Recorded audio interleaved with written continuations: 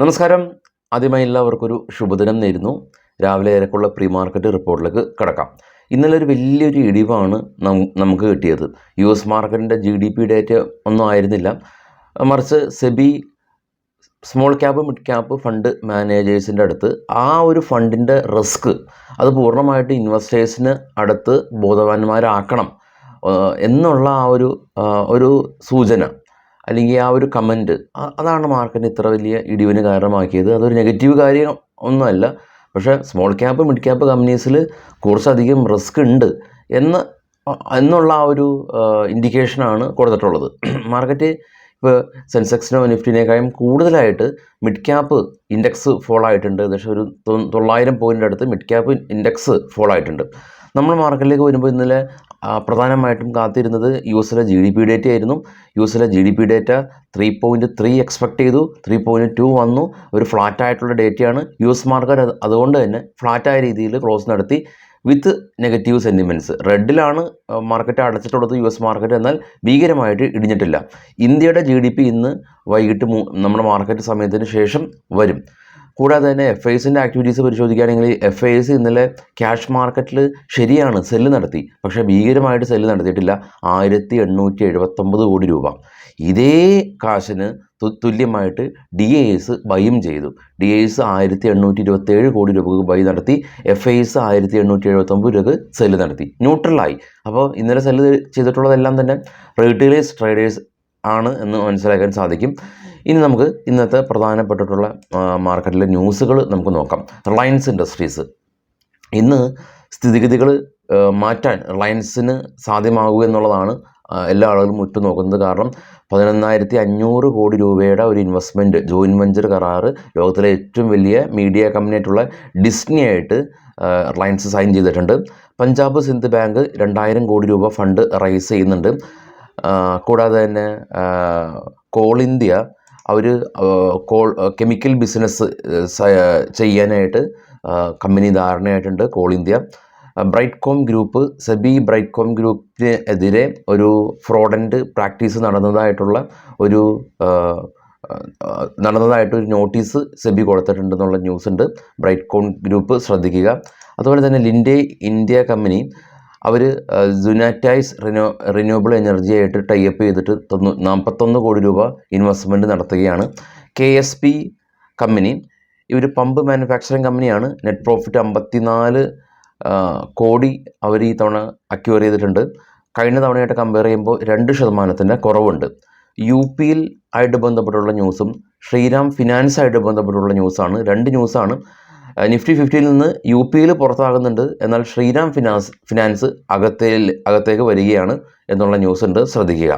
JPT health care company ഇന്ന് NSEയിലും BSEയിലും company list ചെയ്യപ്പെടും. 186 രൂപയായിരുന്നു കമ്പനിയുടെ ഇഷ്യൂ പ്രൈസ് ഉണ്ടായിരുന്നത്. ICC സെക്യൂരിറ്റീസ് സെബി ICC സെക്യൂരിറ്റീസിനെതിരെ ഒരു വാർണിംഗ് ലെറ്റർ ഇഷ്യൂ ചെയ്തിട്ടുണ്ട്. ഈ സ്റ്റോക്കും ശ്രദ്ധിക്കുക. PB ഫിൻടെക് കമ്പനി നമ്മളുടെ insurance regulatory and development authority IRDA ഈ PB ഫിൻടെക്കിന് ഇൻഷുറൻസ് എല്ലാം തന്നെ സെല്ല് ചെയ്യാനായിട്ട് അംഗീകാരം കൊടുത്തു. ഫെബ്രുവരി 28 മുതൽ ഇന്നലെ തൊട്ട് അംഗീകാരം കിട്ടിയിട്ടുണ്ട്. കോൾ ഇന്ത്യ PMOD 1400 കോടി രൂപ പുറത്തു വരുന്ന ഒരു പുതിയ പ്രൊജക്റ്റ് കോൾ ഇന്ത്യക്ക് വേണ്ടിയിട്ട് PMOD ഇനാഗ്രേറ്റ് ചെയ്തു, ഉദ്ഘാടനം നടത്തി. NTPC കമ്പനി മഹാരാഷ്ട്രയിൽ പുതിയ റിന്യൂവബിൾ എനർജി പ്ലാന്റ് NTPC ചെയ്യുകയാണ്. ഇമാമി കാനസ് ലുപ്പീസ് സർവീസായിട്ട് പുതിയ ബിസിനസ് കോൺട്രാക്റ്റ് സൈൻ ചെയ്തു. ലിൻഡെ ഇന്ത്യ അതുപോലെ തന്നെ റിന്യൂവബിൾ ബിസിനസ് ചെയ്യാനായിട്ട് സെനറ്ററീസായിട്ട് പുതിയ ബിസിനസ് കോൺട്രാക്റ്റ് സൈൻ ചെയ്തു.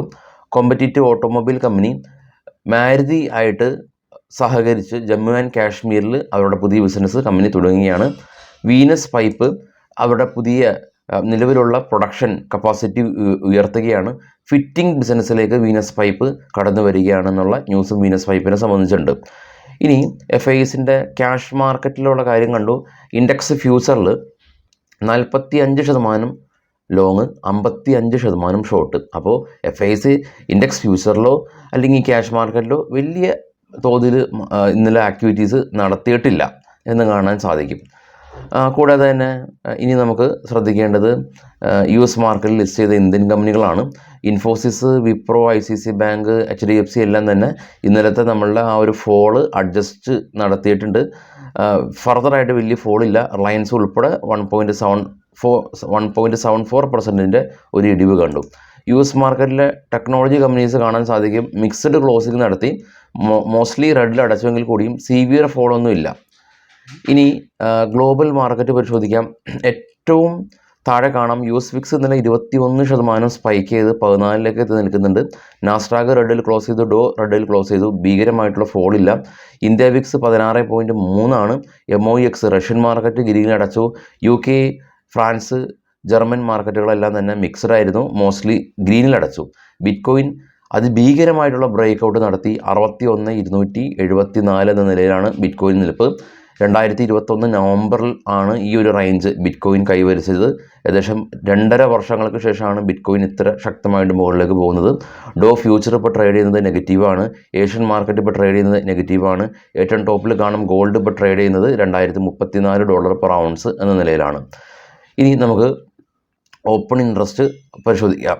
ഓപ്പൺ ഇൻട്രസ്റ്റ് നമുക്കറിയാവുന്ന നിഫ്റ്റിയുടെയും ബാങ്ക് നിഫ്റ്റിയുടെയും എക്സ്പയറിയാണ്, സ്റ്റോക്കുകളുടെ എക്സ്പയറിയാണ്, ഫ്യൂച്ചേഴ്സിൻ്റെ എക്സ്പയറിയാണ്, മന്ത്ലി എക്സ്പയറിയാണ്. ഭീകരമായിട്ടുള്ള വോളറ്റിലിറ്റി നമുക്ക് എക്സ്പെക്റ്റ് ചെയ്യാം. അത് തന്നെയാണ് കഴിഞ്ഞ കുറച്ച് ദിവസങ്ങളായിട്ട് നമുക്ക് കിട്ടിയിരുന്നത്.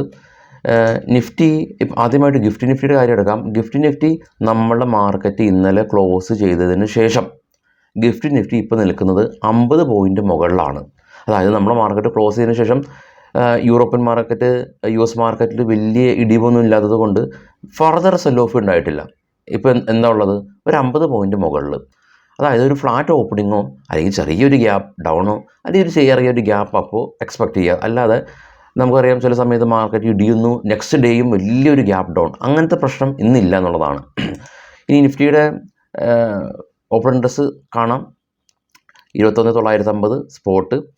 അപ്പോൾ മേജർ റെസിസ്റ്റൻസ് സോണുകളെല്ലാം തന്നെ ഓരോ 50 പോയിൻ്റ് ഇടവേളകളുണ്ട്. 0.6 ആണ്. 22,200 മേജർ റെസിസ്റ്റൻസ്.